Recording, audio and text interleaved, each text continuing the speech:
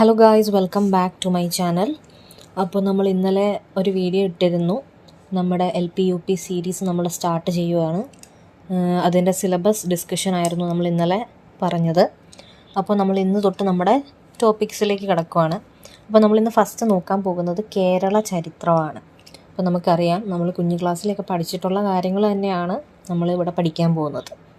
അപ്പോൾ ഇതിൽ നമ്മൾ ബ്രിട്ടീഷുകാർക്കെതിരെ നടന്ന ആദ്യ കലാപങ്ങളാണ് നമ്മൾ ആദ്യം പഠിക്കാൻ പോകുന്നത്. അതിൽ തന്നെ നമ്മുടെ ഫസ്റ്റ് ടോപ്പിക് എന്ന് പറയുന്നത് പഴശ്ശി വിപ്ലവമാണ്.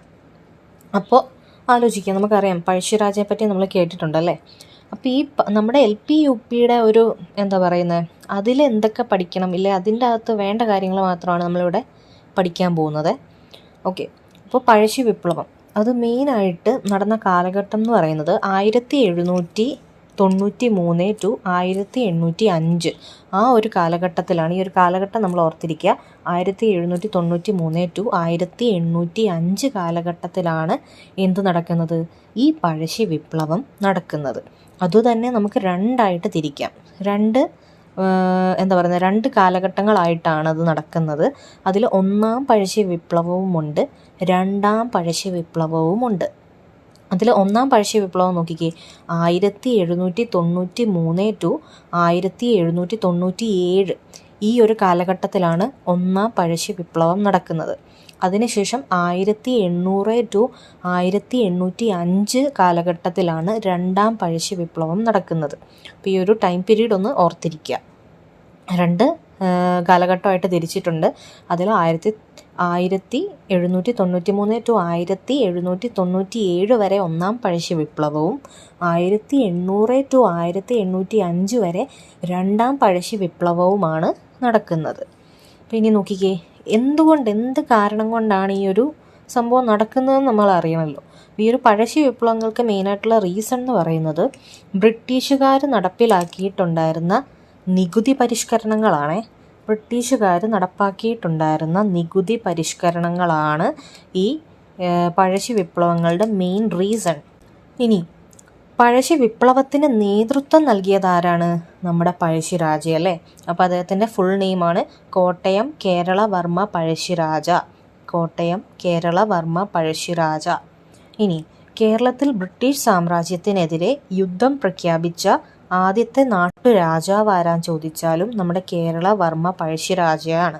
കേരളത്തിലെ ബ്രിട്ടീഷ് സാമ്രാജ്യത്തിനെതിരെ യുദ്ധം പ്രഖ്യാപിക്കുന്ന ആദ്യത്തെ നാട്ടുരാജാവാണ് ആര്? നമ്മുടെ പഴശ്ശിരാജ. പിന്നെ ഇദ്ദേഹത്തെ എന്തെന്നറിയപ്പെടുന്നു? വീരകേരള സിംഹം എന്നും അറിയപ്പെടുന്നുണ്ട്. അതേപോലെ പഴശ്ശിരാജയുടെ രാജവംശം അത് നിങ്ങളൊന്ന് ഓർത്തിരിക്കണേ. പഴശ്ശിരാജയുടെ രാജവംശത്തിൻ്റെ പേര് കോട്ടയം രാജവംശമാണ്. നമ്മുടെ കോട്ടയം ജില്ലയല്ല, അതുമായിട്ടൊരു റിലേഷനും ഇല്ല കേട്ടോ. അപ്പോൾ പഴശ്ശിരാജയുടെ രാജവംശത്തിൻ്റെ പേര് ചോദിക്കുകയാണെന്നുണ്ടെങ്കിൽ കോട്ടയം രാജവംശം. ആ ഒരു കോട്ടയം രാജവംശം സ്ഥാപിച്ചത് ആരാന്ന് ചോദിച്ചാൽ ഹരിശ്ചന്ദ്ര പെരുമാളാണ്. ഹരിശ്ചന്ദ്ര പെരുമാളാണ് കോട്ടയം രാജവംശം സ്ഥാപിച്ചത്. ഈ കോട്ടയം രാജവംശമാണ് നമ്മുടെ പഴശ്ശിയുടെ രാജവംശം.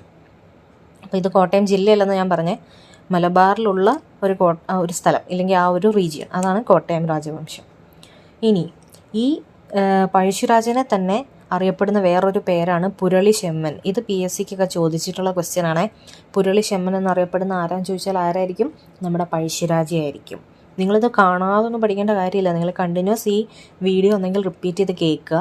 എന്നിട്ട് പറ്റുമെങ്കിൽ നിങ്ങൾക്ക് നോട്ട് ഉണ്ടാക്കണമെങ്കിൽ ഉണ്ടാക്കുക. എന്നിട്ട് നമുക്ക് മനസ്സിലാക്കി വെച്ച് കഴിഞ്ഞാൽ നമുക്ക് ക്വസ്റ്റ്യൻ കാണുമ്പം ഓപ്ഷൻ വരുമ്പോൾ നമുക്കത് ക്ലിക്കാകും. ജസ്റ്റ് ഒന്ന് നമ്മൾ ഈ വീഡിയോ ഇല്ലെങ്കിൽ ക്ലാസ് കേൾക്കുമ്പോൾ നന്നായി ഒന്ന് ശ്രദ്ധിച്ചിരുന്നാൽ മതി. ഓക്കെ, ഇനി കേരള സിംഹം എന്ന് വിശേഷിപ്പിച്ചത് നമ്മൾ പറഞ്ഞു, നമ്മുടെ പഴശ്ശിരാജനെ വീരകേരള സിംഹം എന്ന് അറിയപ്പെടുന്നുണ്ടെന്ന് പറഞ്ഞു. അപ്പോൾ ഈ കേരള സിംഹം എന്ന് പഴശ്ശിരാജനെ വിശേഷിപ്പിച്ചത് ആരാന്ന് വേണമെങ്കിൽ ക്വസ്റ്റ്യൻ ചോദിക്കാം. അപ്പോൾ അതാരാ? സർദാർ KM പണിക്കരാണ്. സർദാർ KM പണിക്കരാണ് അദ്ദേഹത്തെ കേരള സിംഹം എന്ന് വിശേഷിപ്പിച്ചത്. അതേപോലെ തന്നെ ഈ സർദാർ KM പണിക്കരുടെ നോവലുണ്ട്. ആ നോവലിൻ്റെ പേരും ഈ കേരള സിംഹം എന്ന് തന്നെയാണ്. വിശേഷിപ്പിച്ചതും കേരള സിംഹം എന്നാണ്. സർദാർ KM പണിക്കറിൻ്റെ നോവലിൻ്റെ പേരും കേരള സിംഹം എന്നാണ്. അപ്പോൾ അത് ഓർത്തിരിക്കുക. ഇനി ബ്രിട്ടീഷ് രേഖകളിൽ പഴശ്ശിയെ വിശേഷിപ്പിക്കുന്നത് എന്താണെന്നുള്ളത് ക്വസ്റ്റ്യൻ വന്നിട്ടുണ്ട്. പൈച്ചി രാജ അഥവാ കെട്ടിയോട്ട് രാജ എന്നാണ് ബ്രിട്ടീഷ് രേഖകളിൽ നമ്മുടെ പഴശ്ശിരാജേനെ വിശേഷിപ്പിച്ചിരിക്കുന്നത് എങ്ങനെയാണ്? പഴശ്ശിരാജ അല്ലെങ്കിൽ കെട്ടിയോട്ട് രാജ, ഈ പേരുകളിലാണ് പഴശ്ശിരാജേനെ ബ്രിട്ടീഷ് രേഖകളിൽ വിശേഷിപ്പിച്ചിട്ടുള്ളത്. അപ്പോൾ അത് ഓർത്തിരിക്കുക. ഇപ്പോൾ ഏതൊക്കെ പേരാണ് നമ്മൾ കേട്ടതല്ലേ? കേരള സിംഹം എന്നറിയപ്പെടുന്നുണ്ട്, പിന്നെ അതേപോലെ തന്നെ നമ്മുടെ പുരളി ചെമ്മൻ എന്നറിയപ്പെടുന്നുണ്ട്, പഴശ്ശിരാജ അല്ലെങ്കിൽ കെട്ടിയോട്ട് രാജ എന്നറിയപ്പെടുന്നുണ്ട്. അങ്ങനെ പല പേരുകളുണ്ടല്ലേ, ഓർത്തിരിക്കുക. കോട്ടയം രാജവംശമാണ്, ഓർത്തിരിക്കുക. ഇനി പഴശ്ശിയുടെ യുദ്ധഭൂമി എന്നറിയപ്പെടുന്ന സ്ഥലം അല്ലെങ്കിൽ മല നമ്മുടെ പുരളി മലയാണ്. കണ്ണൂർ ബ്രഹ്മഗിരി കുന്നുകളുടെ ഭാഗമാണ് ഈ പുരളിമല എന്ന് പറയുന്നത്, ഓർത്തിരിക്കുക. പഴശ്ശിയുടെ യുദ്ധഭൂമി എന്നറിയപ്പെടുന്നത് പുരളിമലയാണ്. ക്വസ്റ്റ്യൻ വന്നിട്ടുണ്ട് PSCക്ക്, അപ്പോൾ മറന്നു പോകരുത്. ഇനി നമുക്ക് അടുത്ത ഫാക്ട്സിലേക്ക് പോകാം. ഓക്കെ, പഴശ്ശിരാജാവിൻ്റെ പ്രധാനമന്ത്രി ആരാന്ന് ചോദിച്ചാൽ കണ്ണവത്ത് ശങ്കരൻ നമ്പ്യാർ. പഴശ്ശിരാജാവിൻ്റെ പ്രധാനമന്ത്രി ആരാന്ന് ചോദിച്ചാൽ കണ്ണവത്ത് ശങ്കരൻ നമ്പ്യാർ. ഇനി അതേപോലെ പഴശ്ശിയുടെ സർവ്വ സൈന്യാധിപൻ ആരാന്ന്? ഇതും ക്വസ്റ്റ്യൻ പലതവണ വന്നിട്ടുള്ള ഒരു ക്വസ്റ്റ്യനാണ്.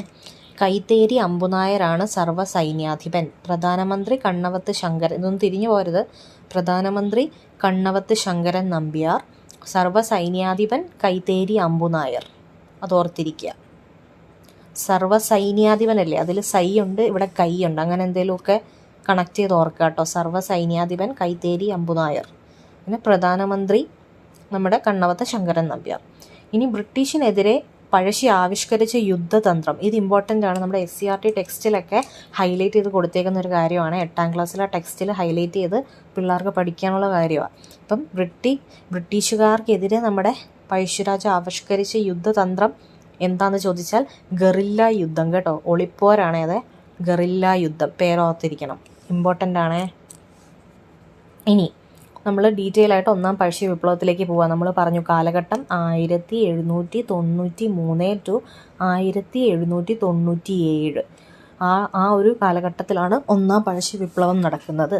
അപ്പം അതിൽ 1792 ശ്രീരംഗപട്ടണം സന്ധ്യയോടുകൂടി മലബാർ കൊച്ചി പ്രദേശങ്ങൾ ബ്രിട്ടീഷ് ആധിപത്യം, ഇതെങ്ങനെയാണ് തുടങ്ങിയെന്നുള്ള ആ ഒരു തുടക്കമാണ് പറയുന്നത്. 1792 ശ്രീരംഗപട്ടണം 1892 ഈ പറഞ്ഞ ശ്രീരംഗപട്ടണം സന്ധ്യയോടുകൂടി മലബാർ കൊച്ചി പ്രദേശങ്ങളൊക്കെ ബ്രിട്ടീഷ് ആധിപത്യത്തിലേക്ക് വന്നു കഴിഞ്ഞു. പിന്നെ അതിന് റീസൺ എന്തായിരുന്നു? ഇല്ലെങ്കിൽ അവരെന്താ ചെയ്തത്? അവർ തെറ്റായിട്ടുള്ള ടാക്സുകൾ ഏർപ്പെടുത്താൻ തുടങ്ങി. അപ്പോൾ അങ്ങനെ ഓവറായിട്ട് ടാക്സും കാര്യങ്ങളൊക്കെ ഏർപ്പെടുത്താൻ തുടങ്ങിയപ്പോഴാണ് ഈ ഒരു 1ാം പഴശ്ശി വിപ്ലവം സ്റ്റാർട്ടാവുന്നത്. ഇനി 1ാം പഴശ്ശി വിപ്ലവം നിർത്താൻ പഴശ്ശി, ബ്രിട്ടീഷ് എന്നിവർക്ക് മധ്യസ്ഥ നിന്നത്, അതായത് ഈ ഒരു 1ാം പഴശ്ശി വിപ്ലവം സ്റ്റാർട്ടായല്ലോ, അതായത് ശ്രീരംഗപട്ടണത്തേക്ക് ഇവർ വരുന്നു, ആധിപത്യം സ്ഥാപിക്കുന്നു, അതിനുശേഷം ഒരുപാട് ടാക്സും കാര്യങ്ങളൊക്കെ ഇംപ്ലിമെൻറ്റ് ചെയ്യുന്നു, അങ്ങനെ അവിടെ ഒരു വിപ്ലവം സ്റ്റാർട്ടാവുന്നു. പിന്നെ അതിനുശേഷം ഈ ഒരു 1ാം പഴശ്ശി വിപ്ലവം സ്റ്റോപ്പാകാൻ വേണ്ടി ബ്രിട്ടീഷുകാർക്കും പിന്നെ അതേപോലെ പഴശ്ശിക്കും ഇടയ്ക്ക് ഒരു മധ്യസ്ഥ നിന്ന ഒരാളുണ്ട്, അതാണ് നമ്മുടെ ചിറയ്ക്കൽ രാജാവേ. അത് 1797. പിന്നെ എപ്പോഴാണ് രണ്ടാമത് തുടങ്ങുന്നത്? 1800 അപ്പോൾ ആ ഒരു ഇടയ്ക്കുള്ള കാലഘട്ടത്തിൽ അത് ഈ ഒരു എന്താ പറയുന്നത് വിപ്ലവം ഒന്ന് നിന്നിട്ടുണ്ടായിരുന്നു. അപ്പോൾ അതിന് മധ്യസ്ഥ വഹിച്ചത് ആരാണ്? നമ്മുടെ ചിറയ്ക്കൽ രാജാവ്, ഓർത്തിരിക്കുക.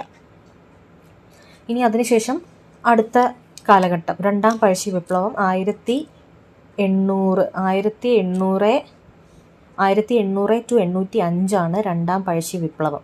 അപ്പോൾ അത് നോക്കിക്കേ, 4ാം മൈസൂർ യുദ്ധത്തിൻ്റെ അനന്തരഫലം. അപ്പം ഈ 2ാം പഴശ്ശി വിപ്ലവത്തിൻ്റെ റീസൺ എന്താ? ആദ്യത്തേൻ്റെ റീസൺ എന്തായിരുന്നു? നമ്മുടെ ശ്രീരംഗപട്ടണം ഈ പറഞ്ഞ ബ്രിട്ടീഷ് ആധിപത്യത്തിന് അണ്ടറിലേക്ക് വരുന്നു, അവർ ടാക്സും കാര്യങ്ങളും ഒക്കെ ഇംപ്ലിമെൻറ്റ് ചെയ്യാൻ തുടങ്ങിയതായിരുന്നു റീസൺ. ഇനി 2ാം പഴശ്ശി വിപ്ലവത്തിൻ്റെ റീസൺ എന്ന് പറയുന്നത് 4ാം മൈസൂർ യുദ്ധത്തിൻ്റെ അതായത് മൈസൂർ യുദ്ധത്തിൻ്റെ ഫലമായിട്ടാണ് 2ാം പഴശ്ശി വിപ്ലവം ഇവിടെ സ്റ്റാർട്ടാവുന്നത്. അപ്പോൾ അത് പെട്ടെന്നുണ്ടാവാനുള്ള റീസൺ ഈ പറഞ്ഞ ബ്രിട്ടീഷുകാർ വയനാട് പിടിച്ചെടുക്കാൻ വേണ്ടി ശ്രമിച്ചു. അപ്പോൾ അതുകൊണ്ടാണ് ഈ ഒരു 2ാം പഴശ്ശി വിപ്ലവം സ്റ്റാർട്ടാവുന്ന മെയിൻ റീസൺ. അപ്പം വയനാട്ടിലുള്ള ആദിവാസി വിഭാഗമാണ് ഈ കുറിച്യർ, കുറുമ്പർ എന്നൊക്കെ പറയുന്നവരെ. അപ്പോൾ അതിൽ കുറിച്യർ ഭയങ്കര ഇമ്പോർട്ടൻസ് ഉണ്ട്. അപ്പോൾ ഈ ബ്രിട്ടീഷുകാർക്കെതിരെ പൊരുതാൻ വേണ്ടി നമ്മുടെ പഴശ്ശീനെ സഹായിച്ചത് ഈ കുറിച്യരാണ്. ഈ കുറിച്യറിലെ നേതാവിൻ്റെ പേര് ക്വസ്റ്റ്യൻസ് വന്നിട്ടുള്ളതാണ്. തലയ്ക്കൽ ചന്തു ആണ് കുറിച്യറിലെ നേതാവ്. ഓർത്തിരിക്കുക, നമ്മുടെ ഈ പറഞ്ഞ പഴശ്ശിരാജയെ 2ാം പഴശ്ശി വിപ്ലവത്തിന് വേണ്ടി നമ്മുടെ വയനാടുകാരുമായിട്ട് ബന്ധപ്പെട്ടതാണ് രണ്ടാം പഴശ്ശി വിപ്ലവം.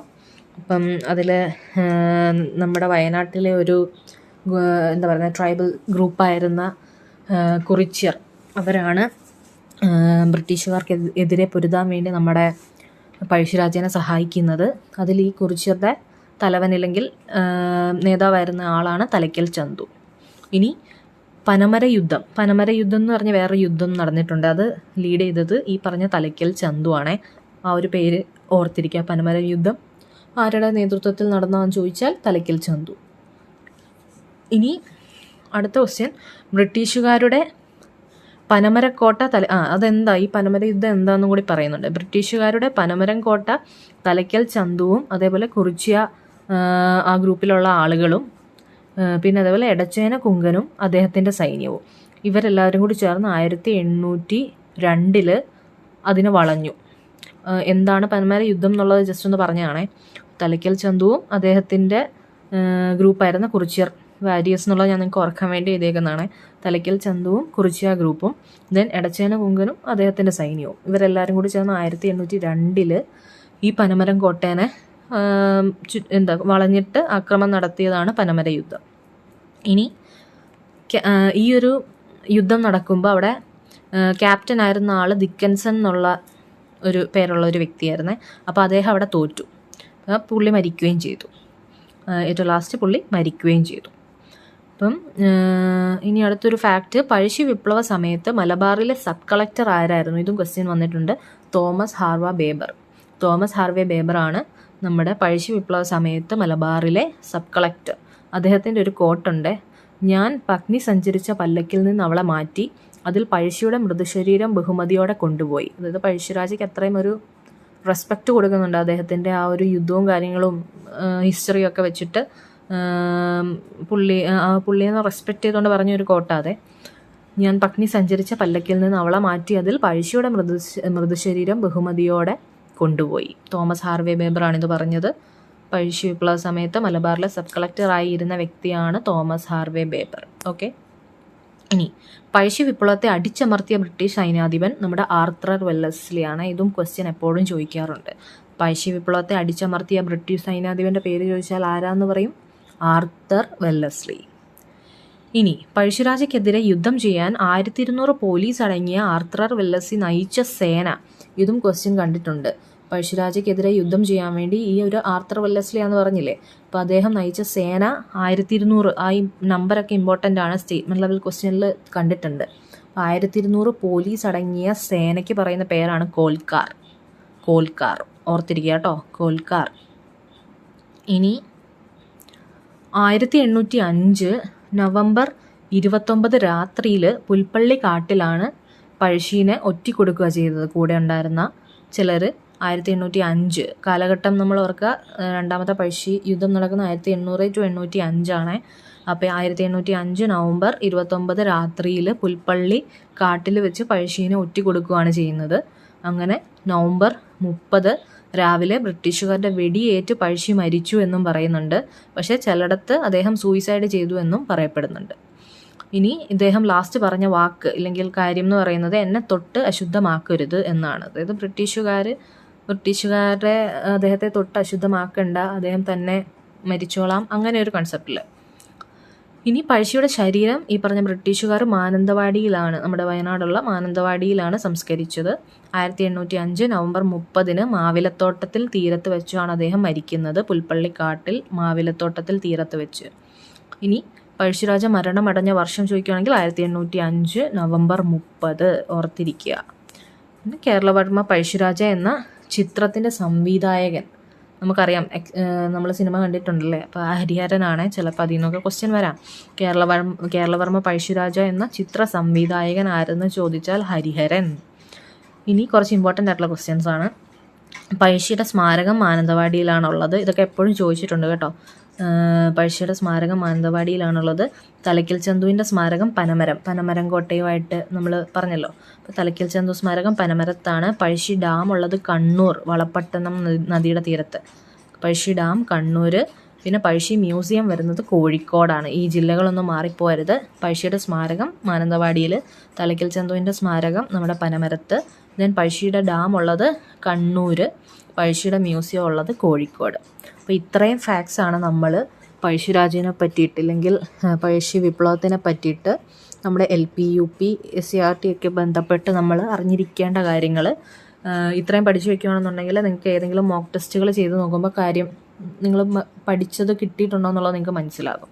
അപ്പോൾ ഇത്രയും കാര്യങ്ങൾ നിങ്ങൾ ഇടയ്ക്കിടയ്ക്കൊക്കെ ഒന്ന് വായിക്കുക, വീണ്ടും വീഡിയോസ് റിപ്പീറ്റ് ചെയ്ത് കേൾക്കുക.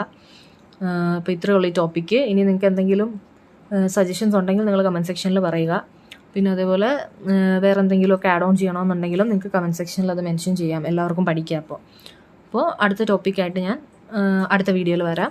അപ്പോൾ ഈ ഒരു വീഡിയോ നിങ്ങൾക്ക് യൂസ്ഫുൾ ആയി തോന്നിയിട്ടുണ്ടെങ്കിൽ ഒന്ന് ലൈക്ക് ചെയ്യുക. അതേപോലെ ഈ വീഡിയോ നിങ്ങളുടെ ഫ്രണ്ട്സ് പഠിക്കുന്നവർക്കൊക്കെ ഒന്ന് ഷെയർ ചെയ്ത് കൊടുക്കുക. അതേപോലെ ചാനൽ സബ്സ്ക്രൈബ് ചെയ്യാതെയാണ് വീഡിയോ കാണുന്നതെങ്കിൽ പ്ലീസ് ചാനലും കൂടി ഒന്ന് സബ്സ്ക്രൈബ് ചെയ്തേക്കുക. അപ്പോൾ അടുത്ത വീഡിയോയിൽ കാണാം.